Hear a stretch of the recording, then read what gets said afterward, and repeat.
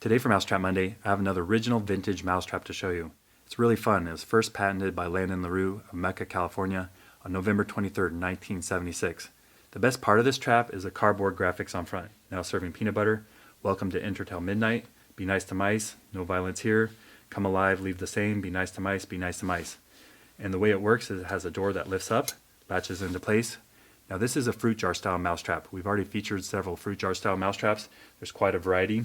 You put the jar on the lid here, you put the bait on the little latch, the mouse comes in, steps on that, it closes, and you got them. This says patent pending. This is a pretty valuable trap. I paid well over $100 for this. It's in mint condition with the original package and instructions, but I do want to test it out for this video. So we're going to go set it up with our pet mice, see if they go in there and get caught. Then we'll go set up the motion cameras in the barn, try to get some wild deer mice. Let's see if our brown pet mouse is interested in a Mousie buffet.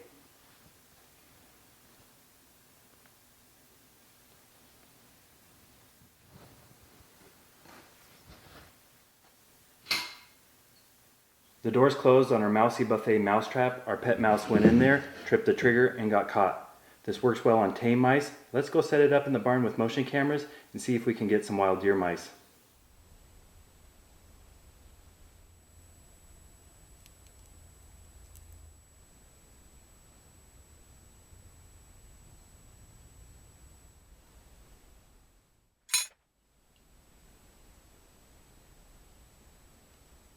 Last night we set up our vintage fruit jar mouse buffet mousetrap in the barn, and the door's closed. If you turn it this way, you can see a wild deer mouse that we caught. This trap worked well. He went in there, tried to get the bait, and closed the door. Since this is a live catch trap, we're going to let him go, but a lot of people have been asking about the lumps on the mice that I've been catching. Those are parasites. They're Botfly maggots specific to rodents. This one has 2 large Botfly maggots on its back.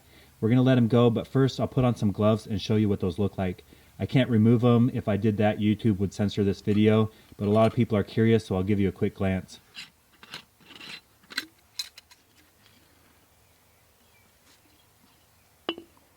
Here's the mouse we caught in our mouse buffet mousetrap. You can see those 2 lumps on the back. There's a smaller one over here and a larger one on this side. Now the head of the botfly is living under the skin, feeding on the flesh. There's a hole in back where it breathes and where it poops. You can see that's why the fur's all wet. There's the exit hole on this one. If you flip it over, you can see right here the exit hole on that one. Now when these Botfly maggots are ready to pupate, they'll crawl out. Sometimes that kills the mouse, sometimes it doesn't. We'll just hope for the best with this guy and let him go now. Okay, we're now ready to release the mouse. Here we go. It can be free.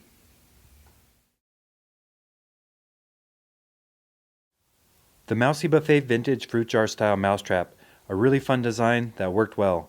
I have a barn full of mice, rats, chipmunks, and squirrels, and also a field with moles, voles, and gophers. I'm posting between 4 and 5 rodent trap videos a week, so stay tuned.